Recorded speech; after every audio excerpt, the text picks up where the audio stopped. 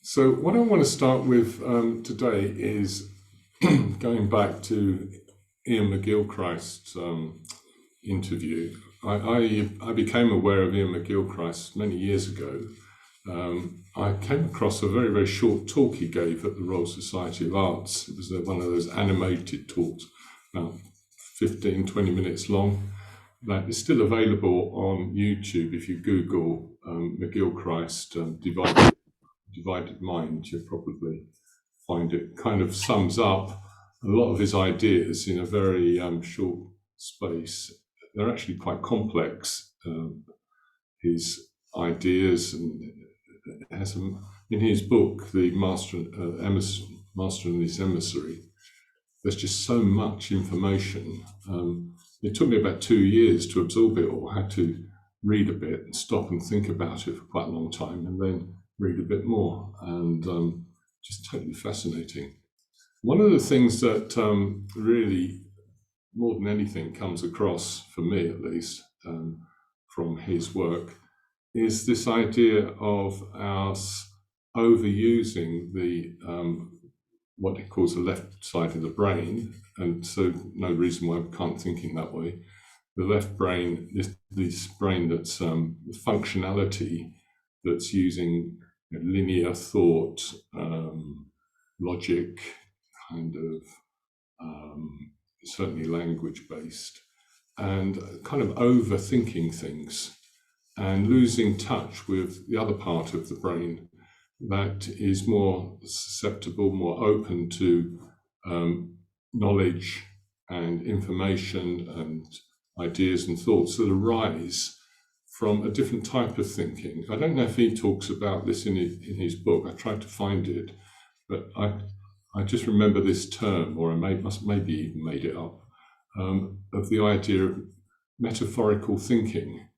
I liked it as an idea, like another way of thinking about things. And one of the simplest ways to perhaps think about presenting information and dealing with information in that way is there's a very, very strong tradition in all of our cultures called storytelling. So I'm going to start this morning with a very, very simple story, quite a short story. Comes from the Chinese tradition. If you've been involved in Triratna Buddhism, you've probably heard this story before. But the good thing about stories are that they should be told and retold and retold and retold, because otherwise the left brain kind of says, "I've got it," end of story. But that's just then your left brain taking over the depth, the power of the story. So this is a story that comes from the Chinese tradition, and it's about an emperor who wanted to have an intellectual debate with a Buddhist. So he'd heard about Buddhism, and I'll shorten the story. I won't fill it out too much, although it is good to fill out stories, of course. But I don't have the time to do it, so get to the essence of it. He wanted to have this kind of dinner party or occasion where he could get an experienced Buddhist to come and explain and talk about and discuss Buddhism. So he set the whole thing up, and he invites this renowned Buddhist monk, practitioner, to the event. I think he feeds him, makes him welcome, and then they all sit back ready for the main part of the evening, I guess, or the main part of the day, where they can have this debate. So the emperor starts by asking the monk, what is the teaching of the Buddha? Or he may have asked him the question in another sort of way. I can't remember the details. And the monk says, cease to do evil, learn to do good, and purify the mind. And then the emperor is waiting for more, and he says, is that it? Is that all? And the monk says, cease to do evil, learn to do good, purify the mind. And the emperor was slightly getting a little bit rattled by this, and he said, well, I mean, even a child of 8 can understand that. And then the monk very famously says, well, even a child of 8, yes, can understand that, but an old man of 80 can't practice it. And so there's a lot of wisdom in that story, and it's good to remind yourself. And if anyone ever asks you, what is Buddhism, you could also tell them, well, it's all about purifying the mind. It's all about ceasing to do evil, learning to do good, and purifying the mind. And of course, once you start dwelling on that and thinking about it, it starts raising all sorts of other issues. And then throughout the Buddhist history, it becomes very, very complex and interesting. And then you arrive at questions like, well, what is the nature of mind? What is the mind to be purified? And then some Buddhist schools have, they developed that, and they would say, well, the mind is already pure. And so you think, oh, well, that's good. I've got a pure mind. But then you just try to live your life and you realize you're living your life with an impure mind. So it then leads to all sorts of diversification, probably because people are so diverse and different systems, different methods suit so many, all the different types of people, ways of approaching this basic, simple principle of ceasing to do evil, learning to do good, and purifying the mind. Just by the way, in Buddhism, we don't usually use the word evil. It's probably more like ceasing to cause harm, and that can be done in a whole number of ways. It can be done with the body, by hurting people, by physically hurting people. It can be done with the voice, by speaking in a harsh way that's not friendly. The body can also be like taking things from people and so on. And you can also harm people, or at least harm yourself, by the way you think. So your mind, your sort of thoughts, your speech, your actions, these are all ways also in which you can do harm, and it's not life-affirming. So becoming, that would be ceasing to be causing harm in whatever way that it may manifest, and learning to do good would be the opposite of these things, be more life-affirming, being kinder, loving, generous, truthful, satisfied,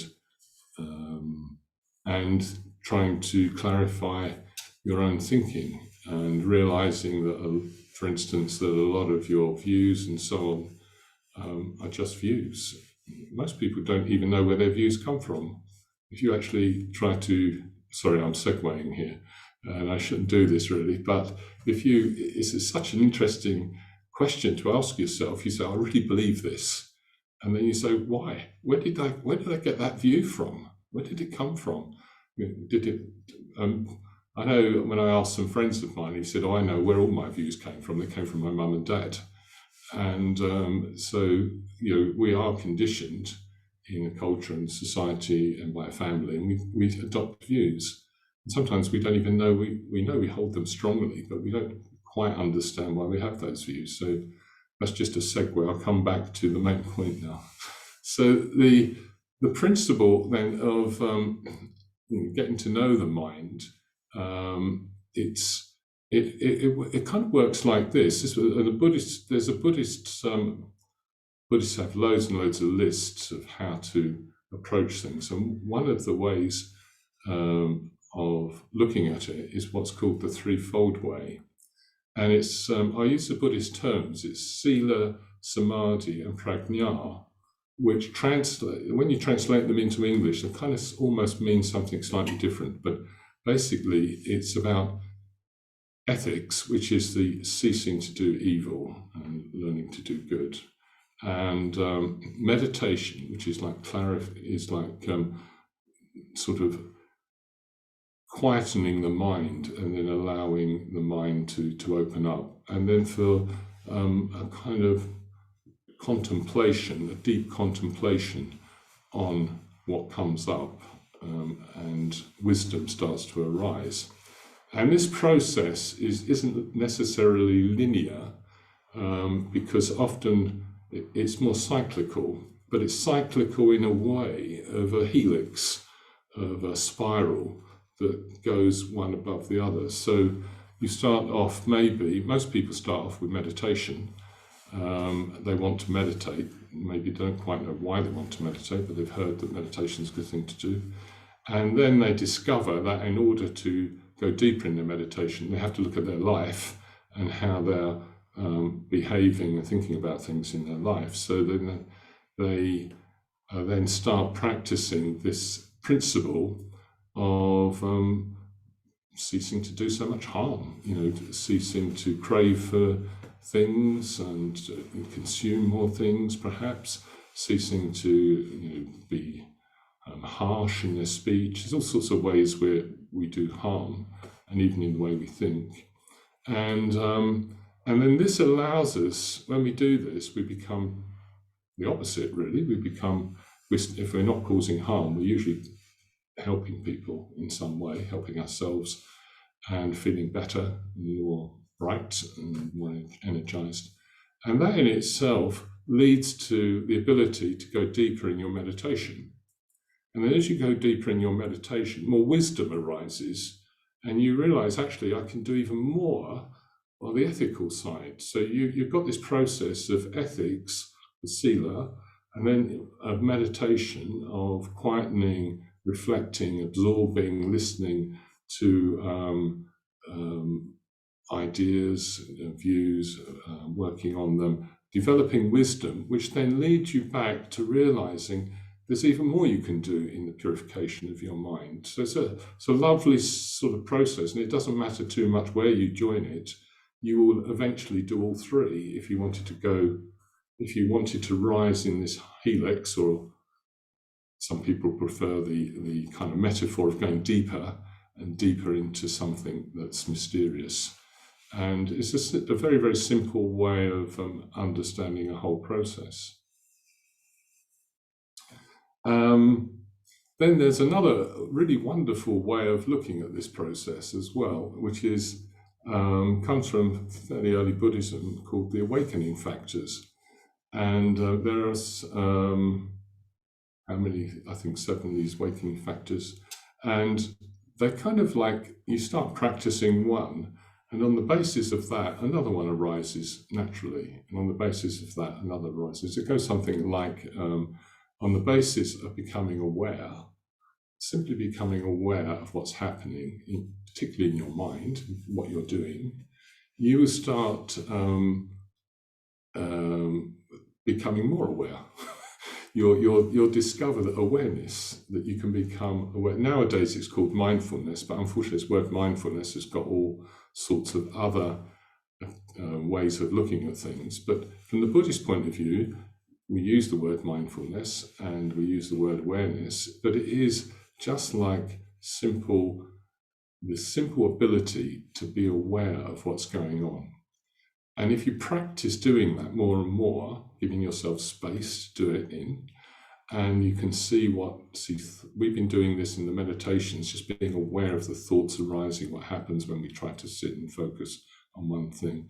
So you do practices like this to become more and more aware.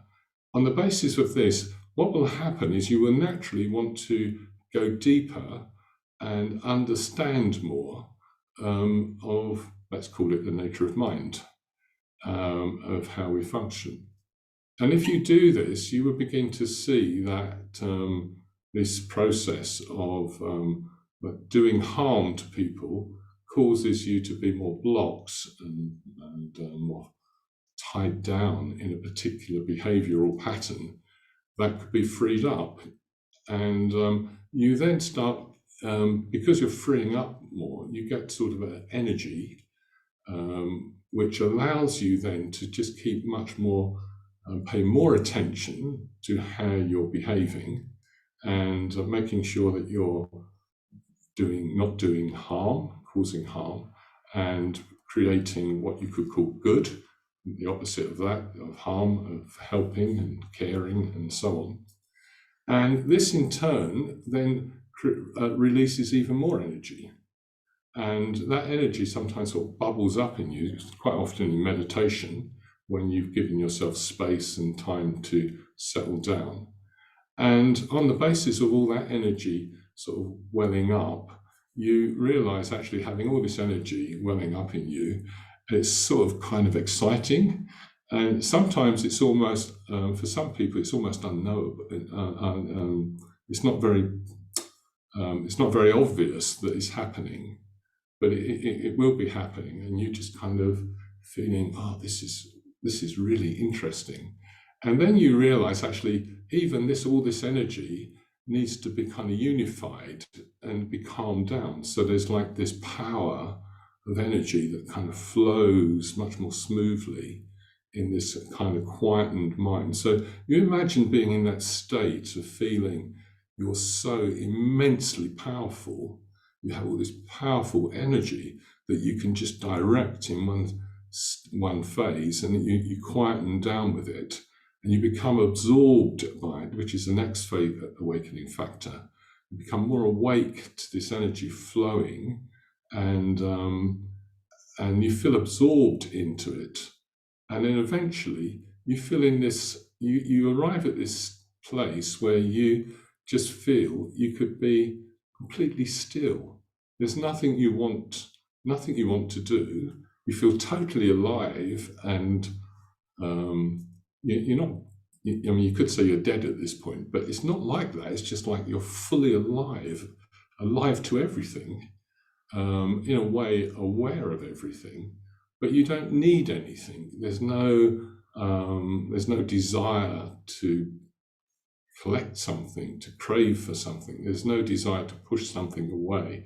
There's no confusion, and it's that's the kind of final state that the Buddha arrives in. So the whole process is simple to understand. Again, very difficult to practice, but it's very, very. I find it very affirming that if you just start with mindfulness and awareness and paying attention to what's happening, you will naturally want to go deeper and understand more, which will naturally release more energy to apply to a lifestyle, well, not lifestyle change, but the way that we live and behave, and being much more life-affirming, which will naturally lead to the release of more energy, which will then need to be calmed down, and you'll be absorbed in it, and then you'll be sitting without needing to do anything, fully alive, fully awake, in a state of pure awareness, you could say. So it all sounds very easy and simple, but of course it's going to take a long time to get to that stage. But and the more you practice, and that practice can be done not just sitting on a cushion, it can be practiced.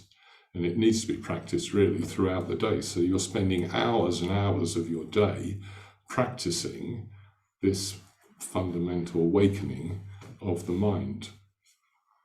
So I just wanted to mention that because I find it very affirming. And there's an image that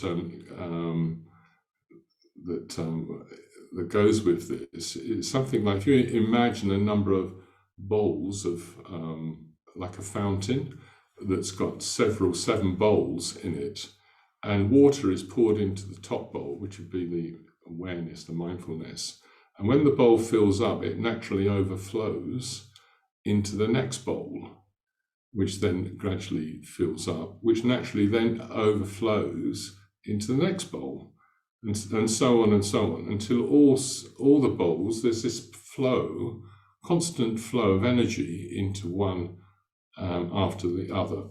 So you never arrive at a state of kind of nothing happening. There's just this constant flow of, you could say, of consciousness, of mind, and the process of mind.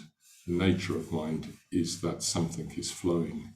And another way of looking at it is fundamentally it's pure. It's kind of, the purity is sullied, is poisoned, if you like, by the behavior and by the way we act and so on. through craving for, usually craving for pleasure through the senses in one form or another, and for ill will of pushing things away and really not liking them and hating them and just being confused. So the whole process starts with being aware. So then the question is, well, how do you train yourself in awareness? Well, one way is to sit, as we have been doing, being aware of your breathing. And the approach we're taking this week is not so much of how do you use this technique of being aware of your breathing. There's a lot more that could be said on that, and structures to become aware of your breathing. But more understanding that when you try to do a focused thing, your mind naturally goes on to something else because it's finds that more interesting, and then you have to be aware, oh, it's gone on to something else, and you bring it back. So we're going to focus on something else today, which some of you may never have done before, but it's actually focusing on the body. And it's a kind of reflection and a direct experience. So it's a kind of reflection that you do by experiencing the kind of elements of your body. So what we're going to do is I'm going to lead you through a reflection on the fact that your body has a number of elemental principles within it. So they are, to put it very simply, they are the elements of earth, water, fire, air, space, and we may end up with consciousness. It's not always included.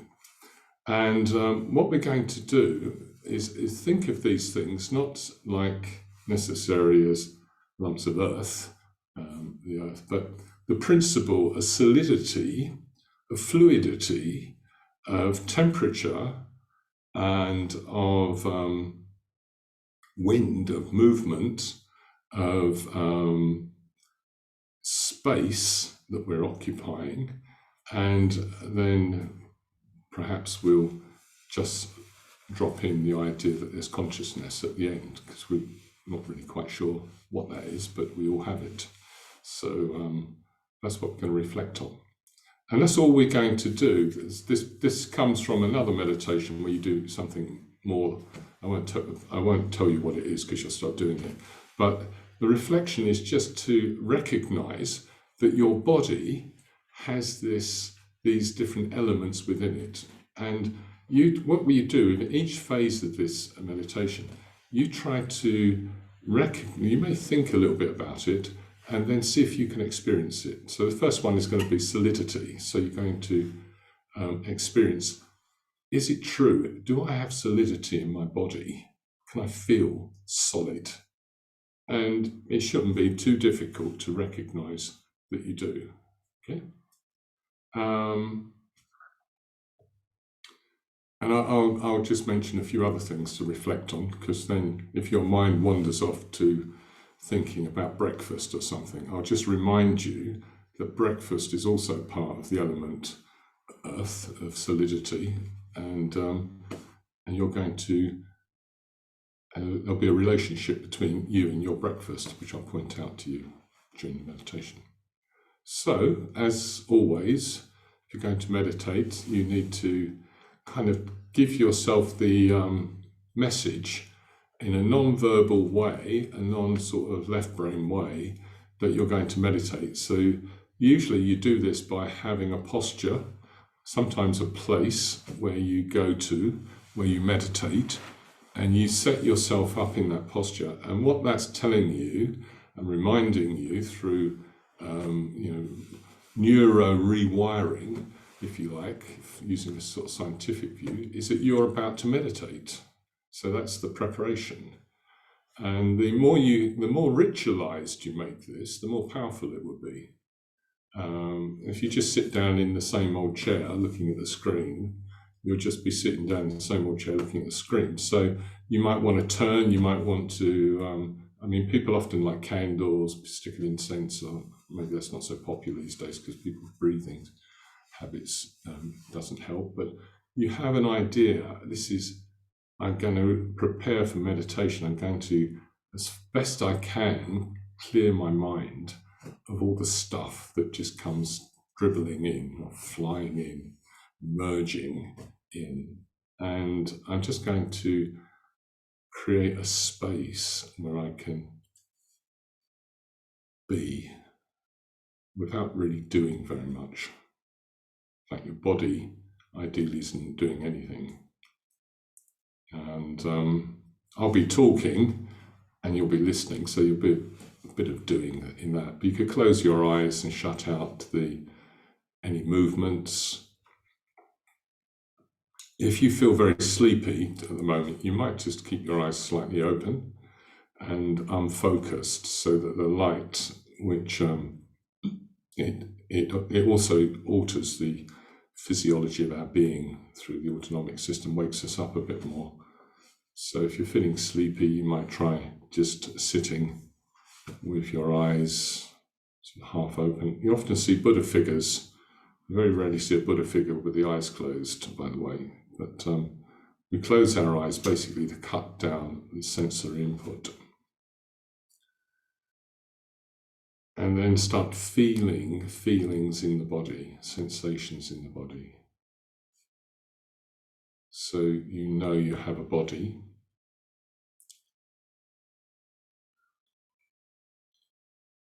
And it's quite useful to kind of, as it were, scan down through your body. You might start at your head, because often that's where we feel we're existing, in our head, with all the thoughts going on, the brain being active. Input through the eyes, input through the ears, input through the nose, the tongue. Most of the sensory inputs come through organs in the head. So it's not surprising we feel as though we're in the head, or our attention is in our head. But of course, we can feel things through the whole of our body, from the crown of our head right down to the smallest toes. And these can become they are very powerful. It's a very powerful sense, a sense of feel.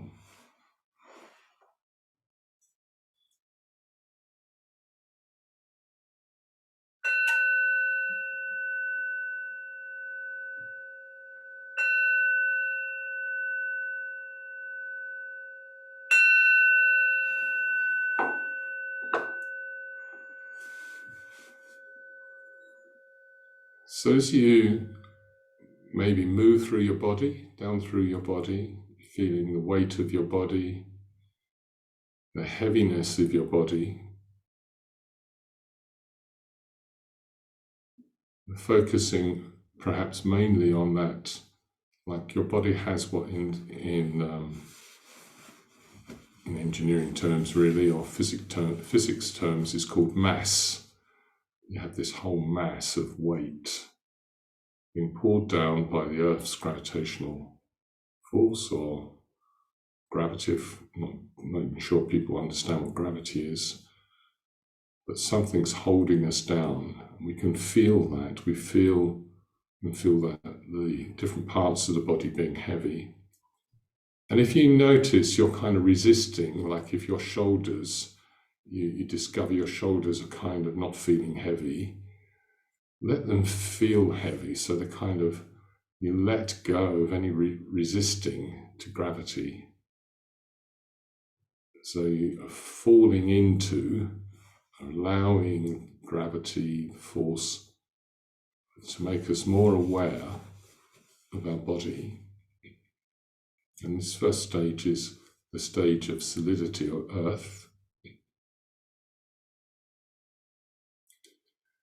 And what we can reflect on here, and we can also feel, is that aspects of our body, our bones particularly, flesh, the skin, the hair, all the different parts of our body, they're all quite relatively solid.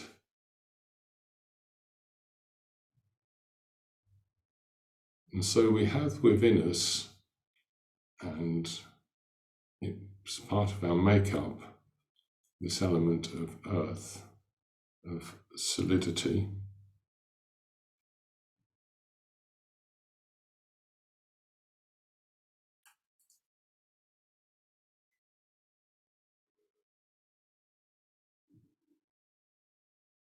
And so what we're aiming to do is kind of reflect in a kind of gentle sort of way without deeply analysing this reflection. You might even say over and over to yourself, my body is solid, it's made of the element earth. Or you may just be feeling that kind of solidity in terms of weight. The fact that we're actually able to sit upright is due to the solidity of our skeleton and the solidity of our muscles, all held together in the solidity of our skin.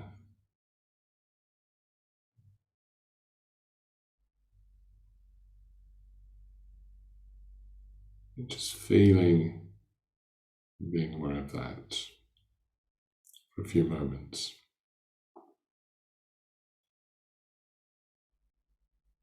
Just lastly, just exploring how you can feel and be aware of this solidity.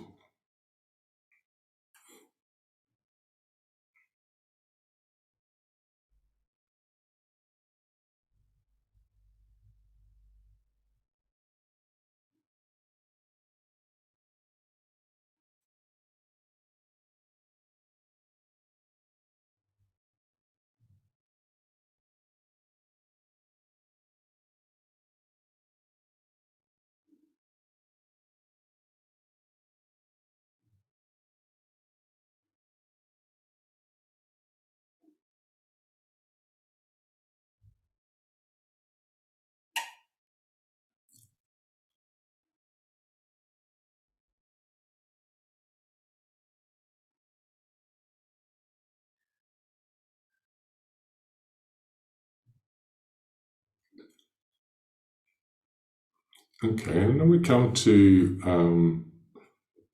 terms with the fact that we're solid. And often when we think of solid, we usually think of being fixed. But it may be now we could just reflect on the fact that everything's changing. And the solidity of our body comes about from partaking of the solidity of the world around us. So some of us will, after this session this morning, go off and eat a meal. We'll have our breakfast. Some of you will maybe have eaten already, if you're in different parts, different time zones. And it's interesting just to reflect on the fact that food, which also contains solid particles, quite a lot of carbohydrates, and other various things we don't need to analyze food. We just know that when we eat food, it feels quite solid, as opposed to drinking liquids. We're eating, we're chewing, we're breaking up, and then we're absorbing the solidity of the food we eat into the solidity of our body. So that's why some people say what you eat is what you become. So the very things you eat, the particles eventually make up and replace the cells in the body. And this is a process that's constantly happening.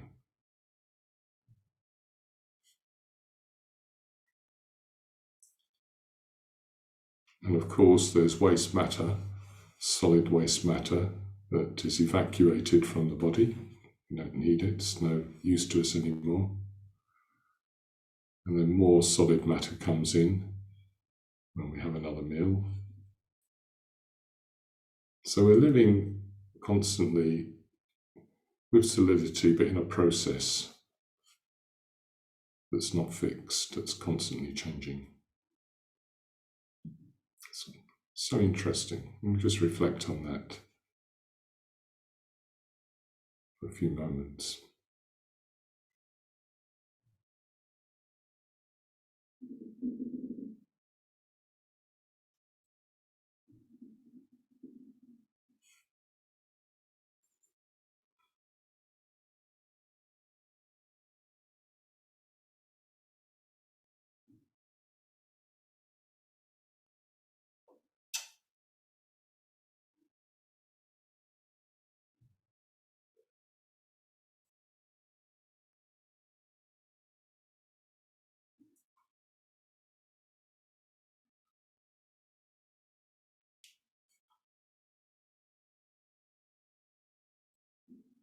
And then we can move on to the next element, which the label is water,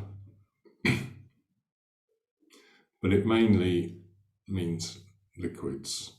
Although it's good to remember that something like, I think, 70% of our body is made up of fluids, a base that's based on water, basic composition of water. So within our body, which feels so solid and fixed sometimes, there's just like, as it were, sloshing around all this water element, fluids.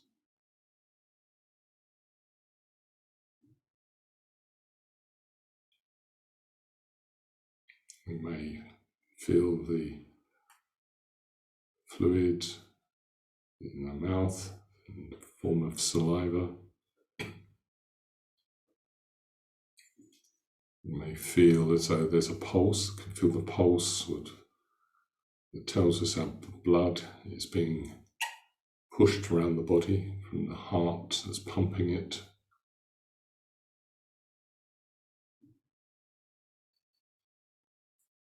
And this blood's flowing to every single part of the body.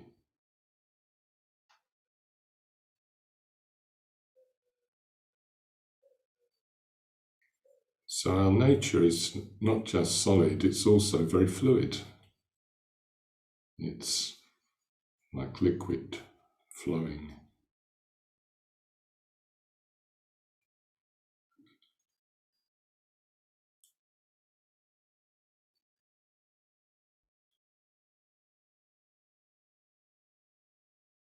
And then we can remember that we're taking in fluids all the time. We have to. And we're releasing fluids through our urine, through our pores in our skin, from all different places, tears, when we eat.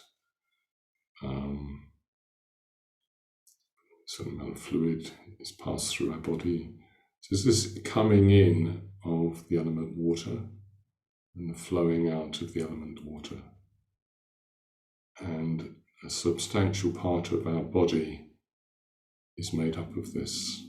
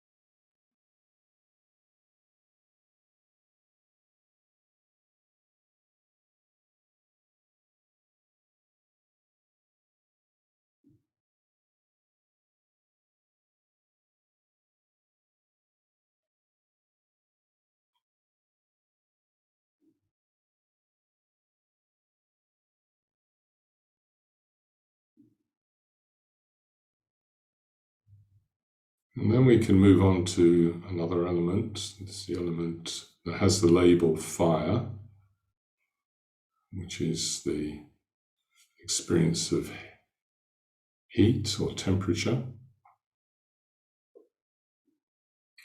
So we can experience this in our body in the form of sometimes feeling a lack of heat. I can feel, for instance, that my toes are quite cool, whilst my hands are quite warm. And our body has to be kept at a certain temperature, very, very narrow limits on the temperature of our body.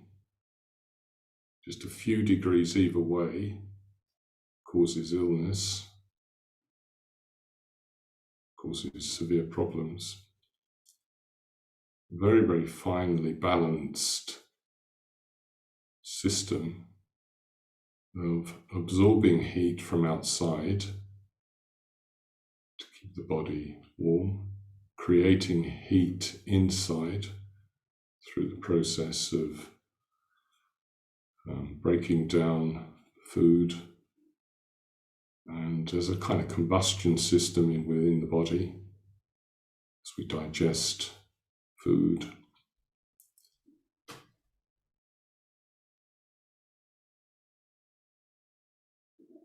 We produce a heat within, and sometimes there's too much heat in the body, so the heat needs to flow out.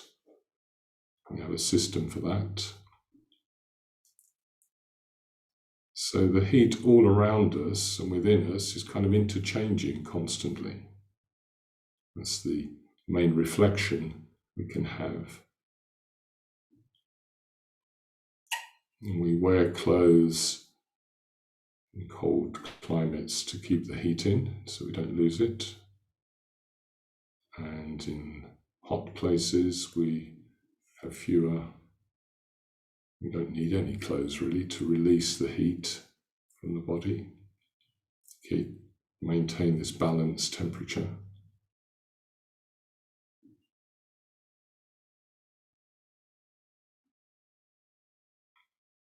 Yes, so we all know there's nothing fixed about heat. Sometimes we're warm, sometimes we're cold. If we exercise the body a lot, we burn up a lot more fuel, create more heat inside.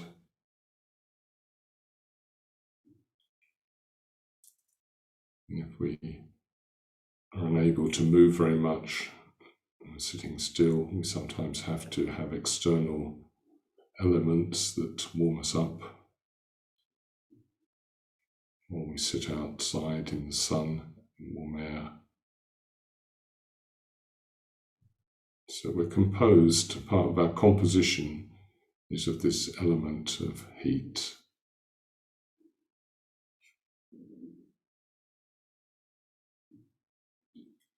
Which we can call fire, to give it a graphic, right brain, metaphorical form.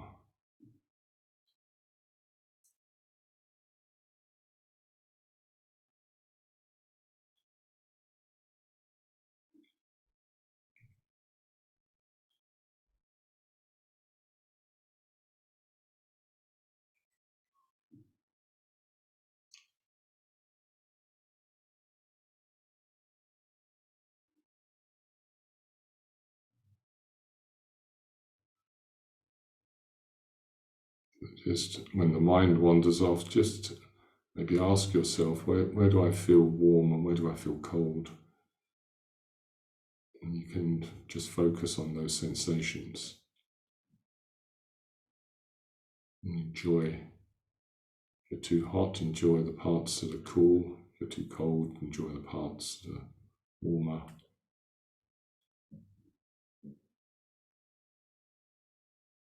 And just remembering that it's all changing all the time.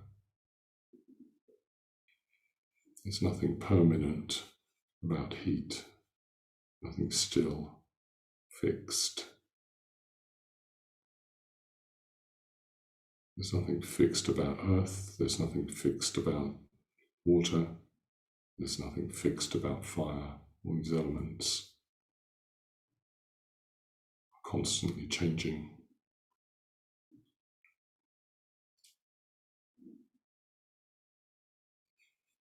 And then next we have the element that has the label air.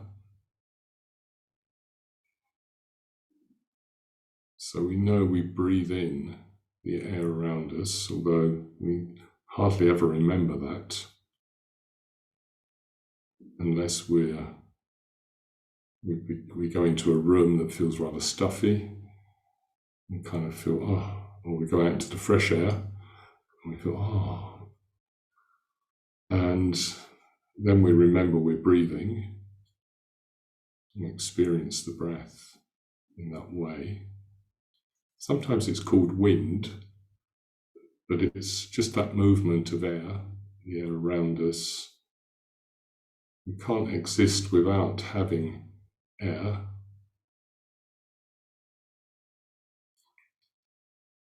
And if you were underwater where there is no air, you have to take the air with you to breathe. But normally we're in the air, the atmosphere of the earth, full of air, which we're breathing in, removing certain elements of that air, the oxygen, which helps to provide the processes of keeping us alive. And the air flows out. That's all we really need to focus on, is this flow, this like a wind of air flowing in and air flowing out.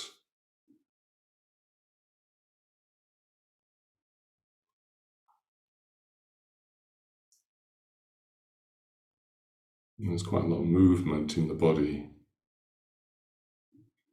even when we're sitting still, allowing this process to happen or causing this process to happen.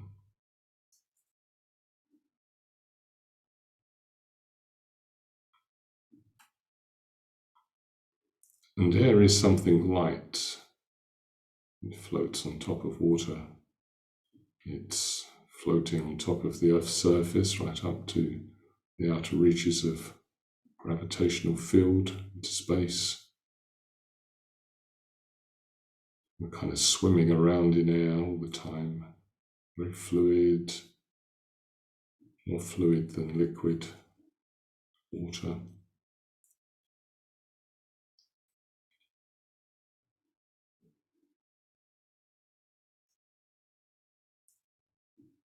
There's a kind of freedom that we can experience when we contemplate the element air or wind, flow.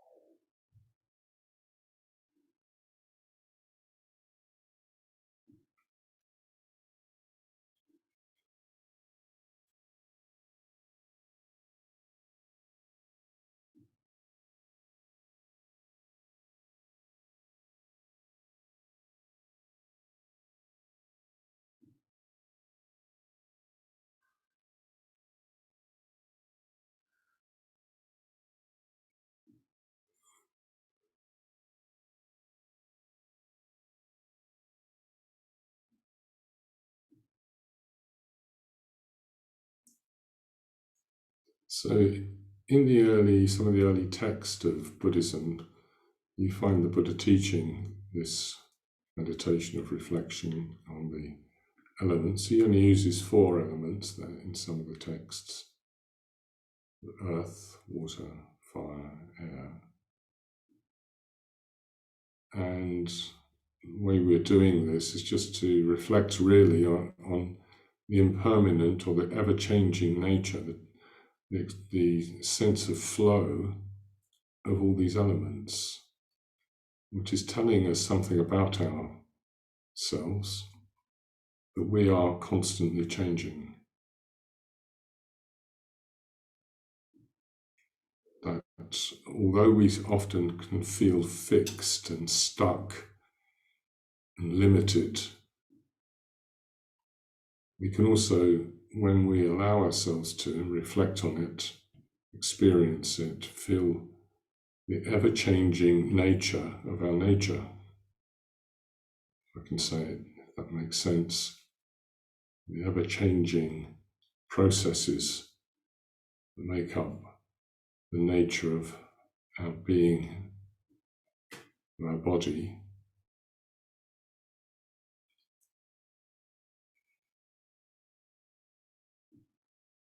And then we could add two more elements to this, which you find in some texts, sometimes in later text. The element of space, is being aware that our body actually takes up space. And when we move a limb, we move that space around, as it were. We're moving through space.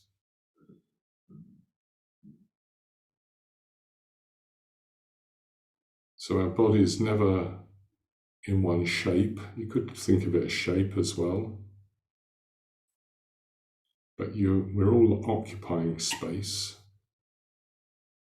We have my space. Sometimes that space extends out to the room, to the house, residence, our space. It's very important to us. But for this reflection, all we need to do is recognize that we're in constant movement. We're changing the shape, changing space, virtually the whole time. When we're sitting still, we're just occupying space in a fairly still way. When we're walking, we're moving through space, changing shape. And again, this is another message that counteracts this sense of being fixed and stuck in this body, in this sense of me and I, mine.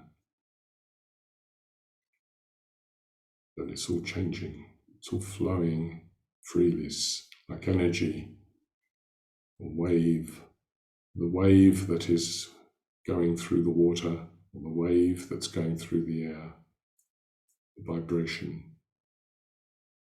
It's all flowing, change.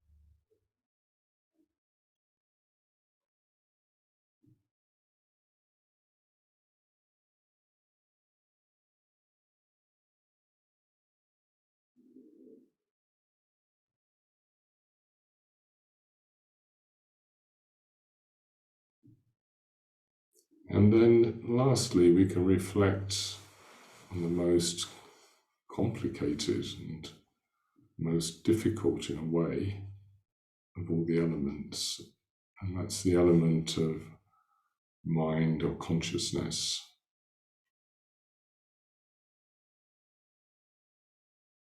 And we know that we have thoughts.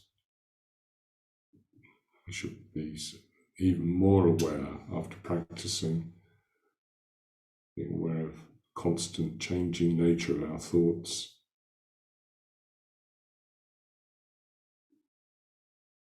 Our thoughts form our views, and our views sometimes are stuck and rigid,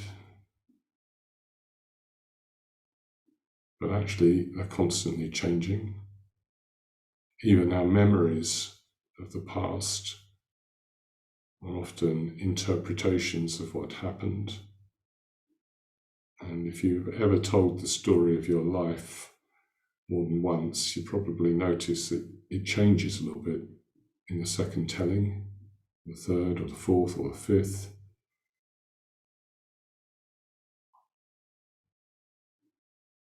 Consciousness is whatever it is, if it even is anything, is the process of mental activity, flow,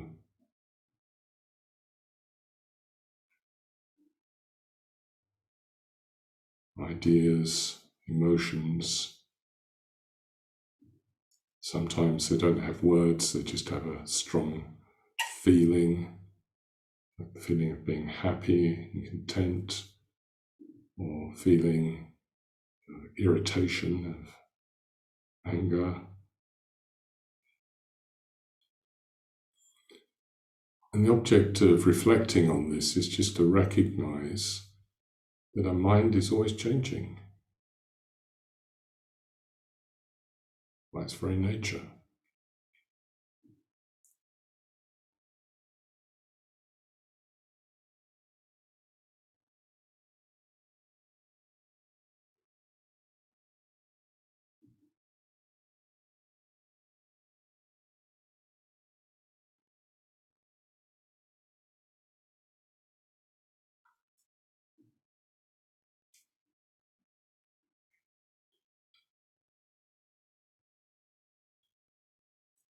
And it's this nature of mind that, in a way, constructs the world that we live in.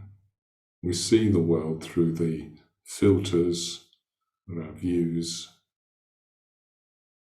of the labels we give things that help us to what's called recognize, to see again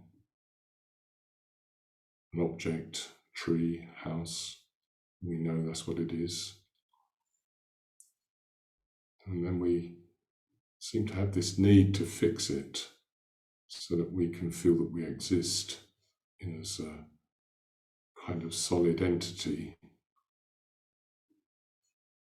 Because actually it's all changing, it's all flowing quite freely, it's energy.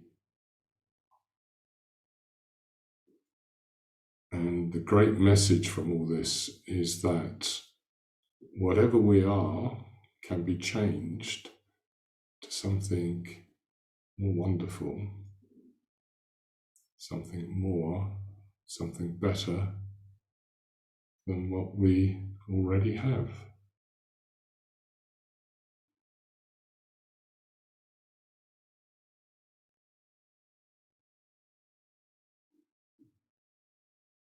Maybe that's the main thing, the main message of this meditation,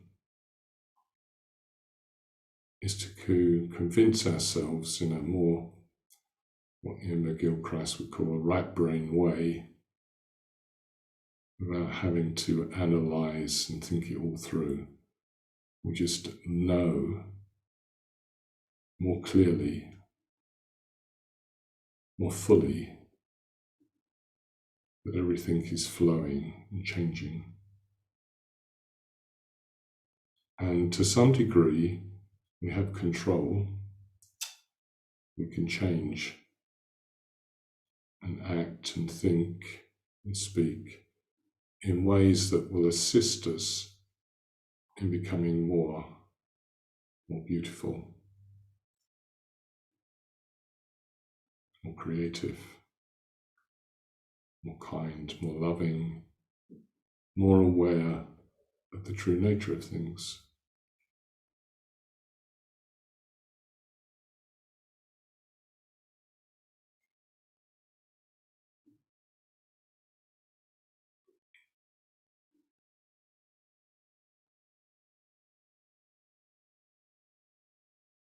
And even more strangely, we have this ability to be aware of being aware.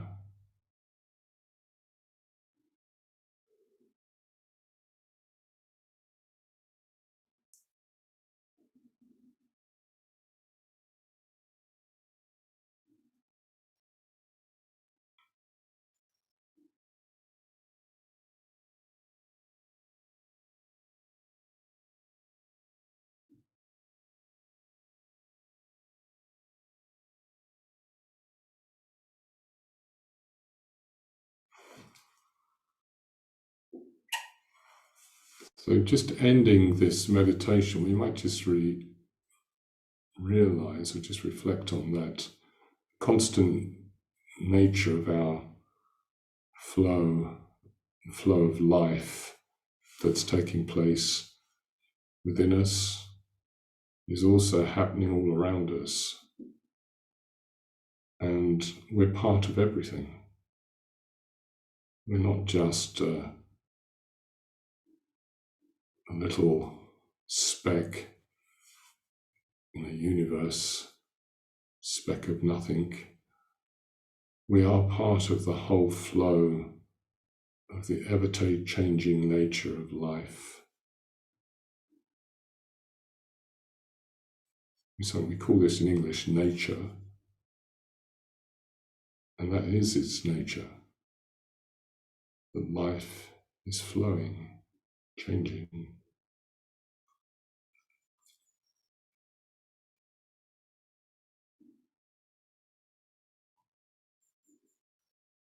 And it can be very affirming to realize this, that we are part of everything.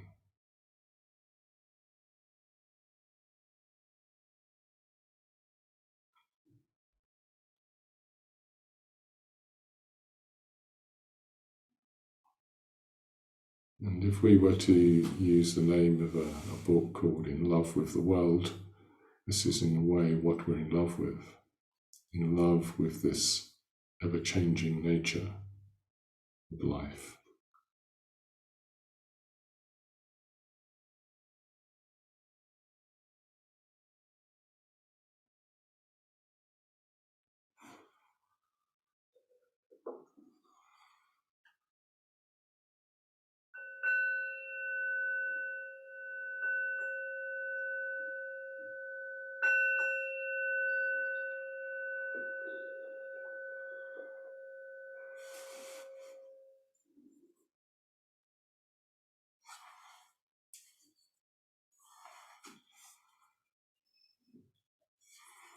So, hopefully, every time you take a glass of water and you drink it, you'll be reminded of flow. It's flowing through you.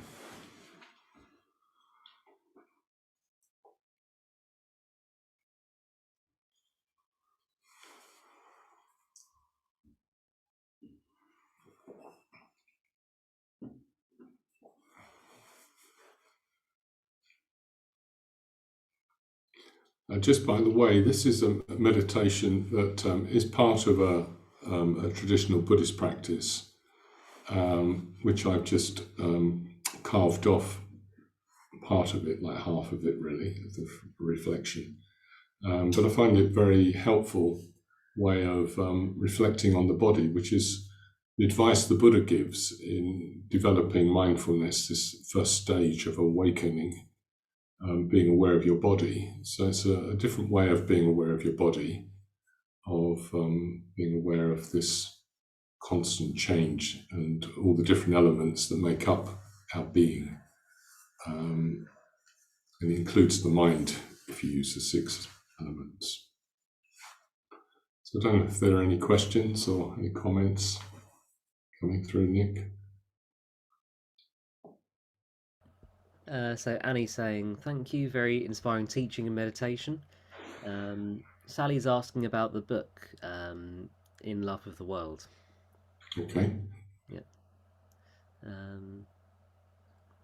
Maybe I could just mention that there's a book by a Tibetan, quite a young man well, he was a young man. You can find quite a lot of interviews with him. He's a Tibetan Rinpoche called Mingyur Rinpoche, and he wrote this book, In Love with the World, which I think it was mentioned in one of the interviews. It's his journey of leaving a monastery. Actually, just kind of disappears from the monastery story, and then he has a near-death experience. And at the end of it, he kind of realizes that actually, well, I won't tell you too much about it, but the title's intriguing, In Love with the World. And it's a very easy read and very, the near-death experience he has and the way he actually talks about these elements in the book and what happens at the time of near death to these elements. So if you wanted to explore that more, you just Google In Love with the World, or you find the author's name. It's I can't remember. He wrote it with a co-author, but his name is Mingyur Rinpoche.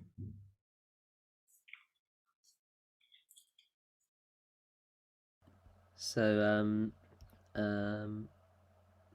Abaya Nreti is saying, I realised what a relief it is to not be fixed. Not to be fixed. Yeah. It's kind of disconcerting as well, not being fixed, because you think, where am I? You kind of can lose the sense of who you are. But that's sometimes a wonderful thing in dreams. You can, when you're asleep, your everything can be less fixed and much more flowing and amazing. Maybe not so much in nightmares, but in the nice dreams.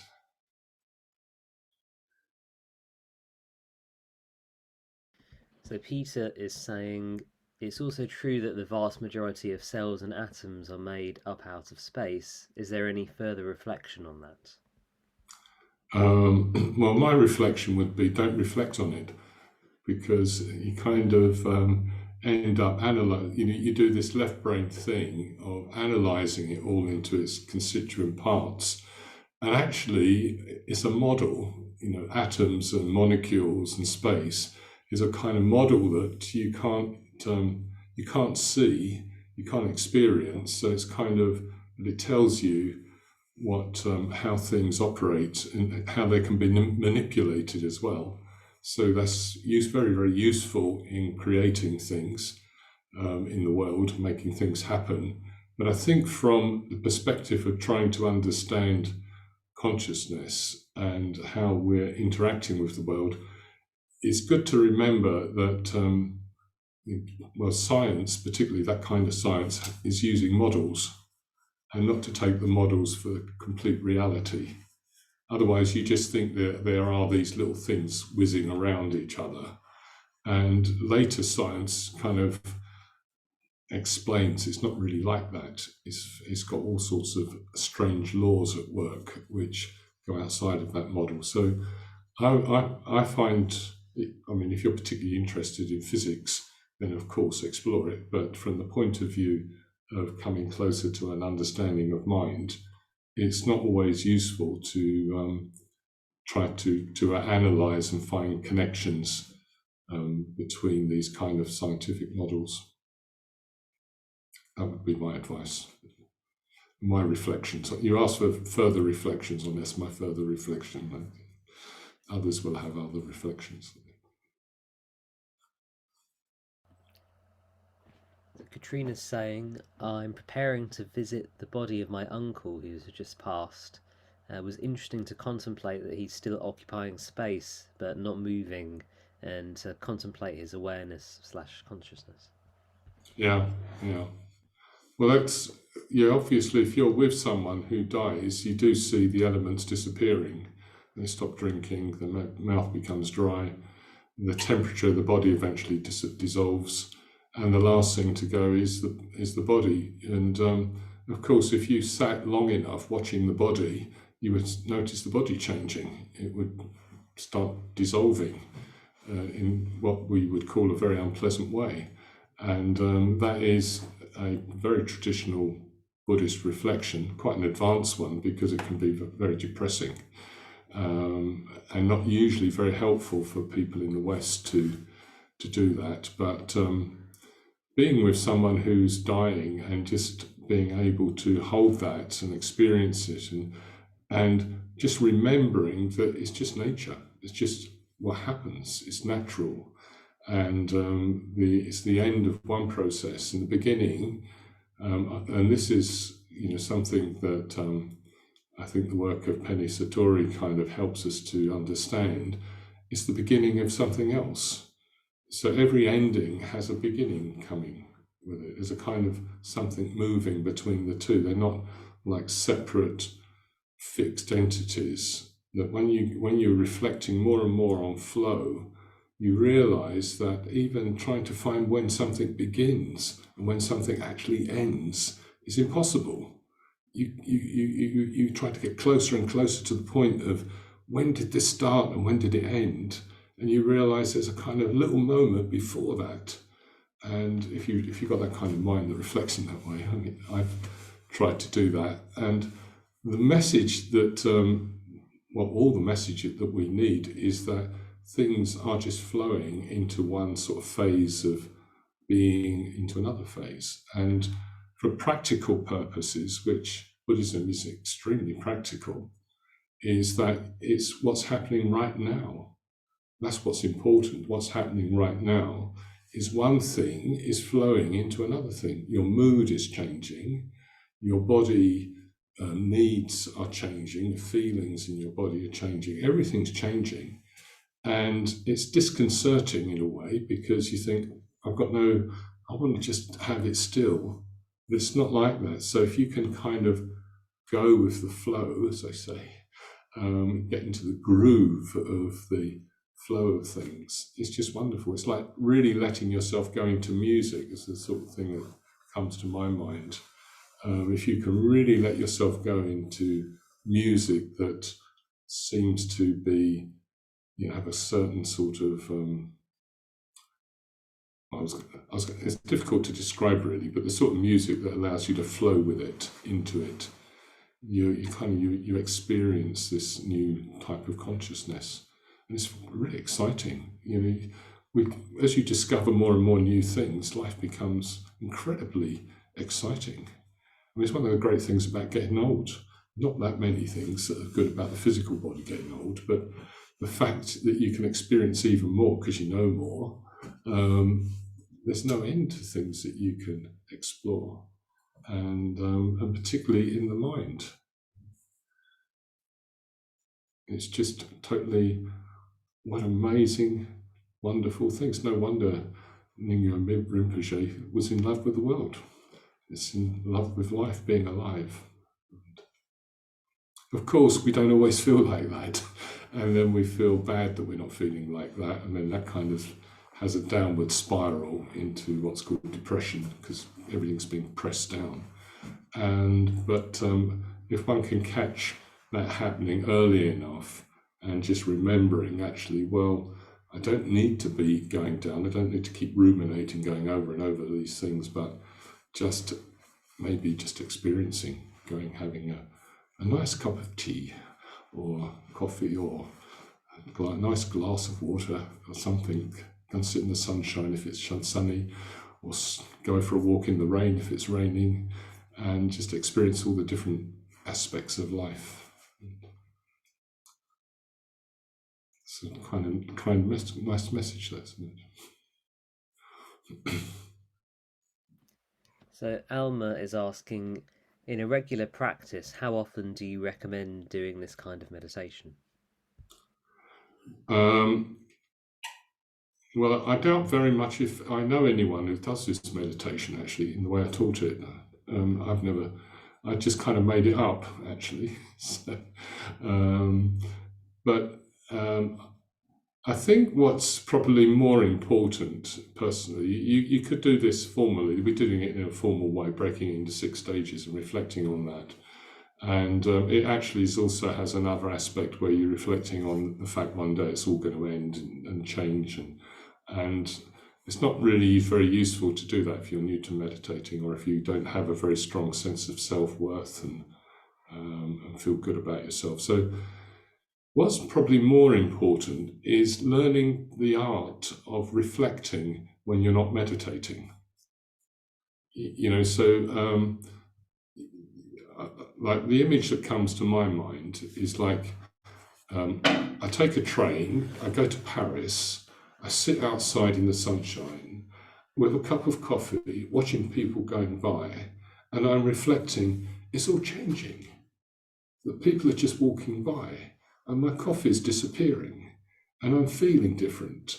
And you can have that kind of reflection anywhere, any time. Of course, if you're very busy all the time and doing all the things that you have to do, and you're kind of a bit frenetic about it, you won't have the opportunity to practice reflecting. But if you start training yourself and prioritizing this wonderful thing we have of being able to reflect, then you need the space to do it. And it doesn't cost anything. I mean, you might have a cup of coffee, which costs something, just so that you've got an excuse for sitting out in someone's cafe using their chair and so on. I remember once I was thinking, you often need an excuse for sitting doing nothing. And although as a Buddhist, I wouldn't be a fisherman, I did once think of buying a rod and a fishing stool and sitting on a riverbank without a hook fishing, because it kind of gave me permission to do nothing, just being there, doing absolutely nothing. And if people watched me, if I was worried about people, what they think of me, they think, oh, he's a fisherman.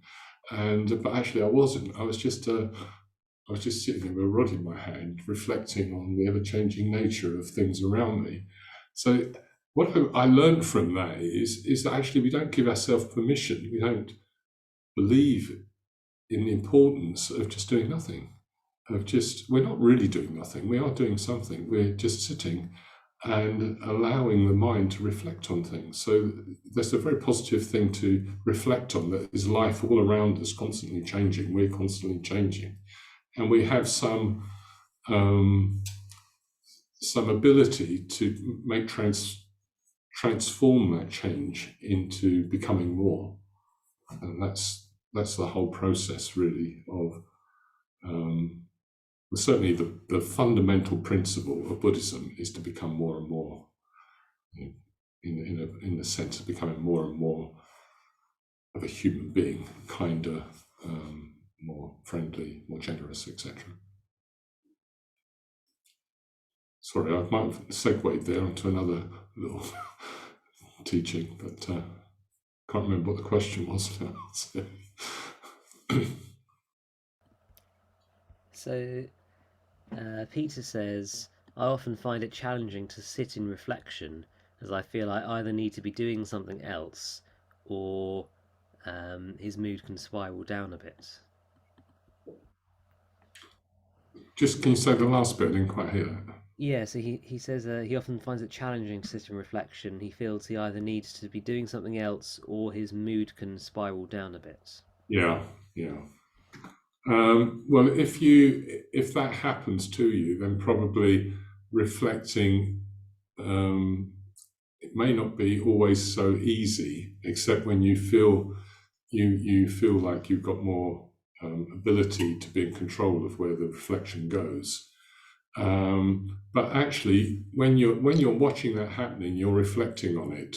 And if you get to that point where you feel as though you're dropping into an old habit of spiraling down into kind of a mindset that's unhelpful, then it's probably good to stop reflecting and just do something. Go for a walk or move or take up some activity. So you stop it happening.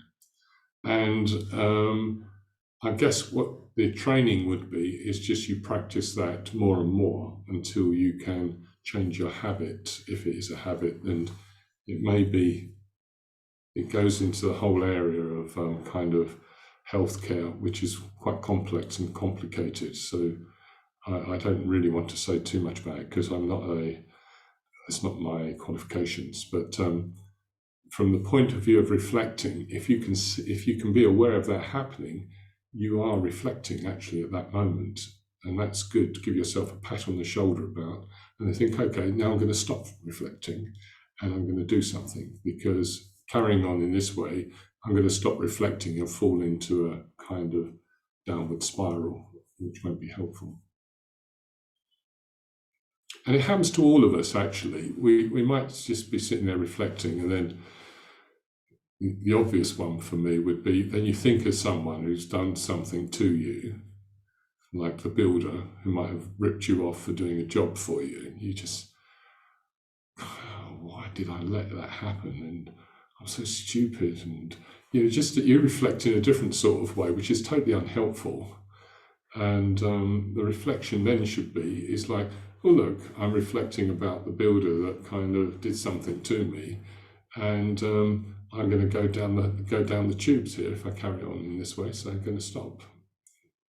And that's how to work with that kind of situation, which I'm sure we all have from time to time. We get into ruminating in that way, and we probably at the moment, if we're watching the news a lot, we'd be reflecting on what's happening in Ukraine, and that can be kick off a sort of downward sort of depressive, negative sort of way of thinking about things.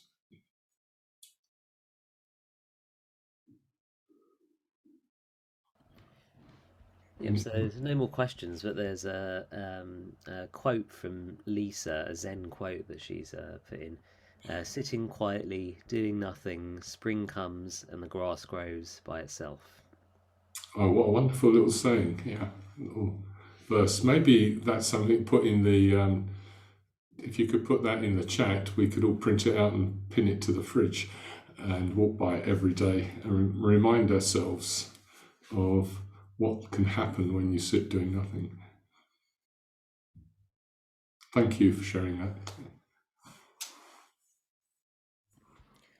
So Lisa's also talking here about Qigong, I think it is. She's saying that she is currently doing it with her students and exploring the idea of body and nature as flow and how this can help with the fixities of the mind. She says she definitely recommends doing it to embody these ideas.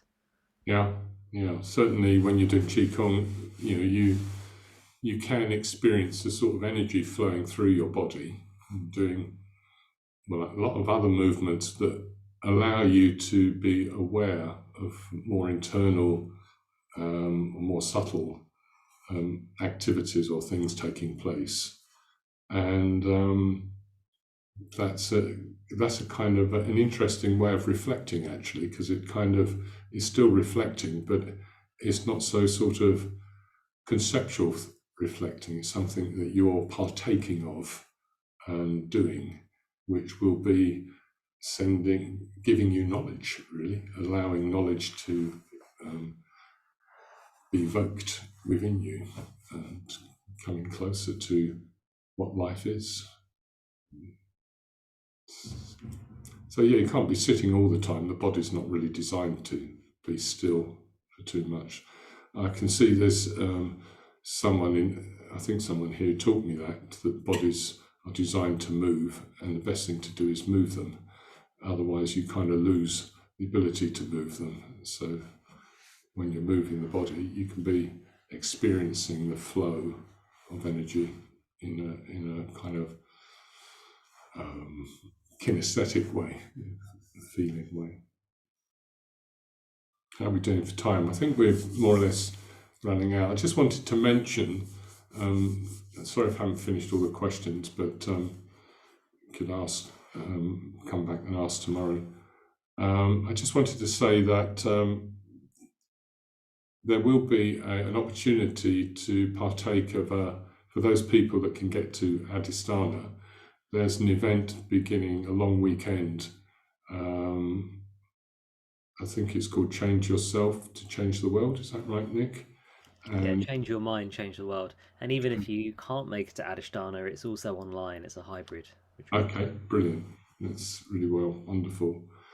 And there's a longer one, a longer retreat at the end of August, which I think is also going to be a hybrid, isn't it? But we're hoping, that a couple of hundred people will come to a big event with all the, I think the main teachers will be there, be available to meet, and I'll be there supporting it, and it will be a wonderful event. And if you can't get to Adhisthana, you can join online. So I think that's probably it for today. Probably ready. You've all been sitting there for rather a long time. I've been sitting here for a long time. And I think it's time we all get up and move and wiggle our bodies around. And we do that as we say goodbye. So I'm going to carry on sitting for a moment, but you can do it. And or you can just turn your camera off and just go. So you can unmute everyone if you want, Nick. Thank you so much. Thank Thank you. you. Bye. Thank you so much. Thank you so much. Bye. Bye, everyone. Thanks, Have a Sona. good day. Bye, everyone. Wiggle your hands around. Thank you. Bye. Bye-bye. Thank you. Bye. Thank you.